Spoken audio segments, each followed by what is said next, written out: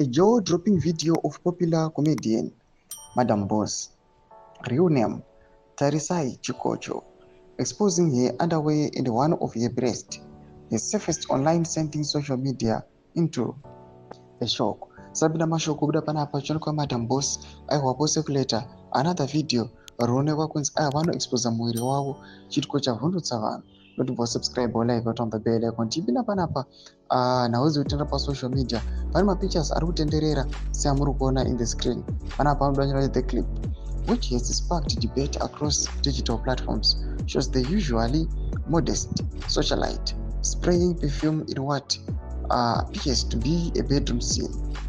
Clad in a trouser that already reveals her backside underwear, Madam Boss casually lifts her white t-shirt to spray under her arms, but in the process flashes her breast, continuing unbothered as if nothing had happened. Now fans are divided.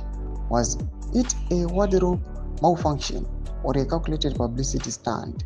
Madam Boss has long packaged herself as a wholesome brand ambassador, had built a reputation as a clean, drama-free figure, a refreshing contrast to her former bestie My Titi, whose love life and scandals often dominate headlines.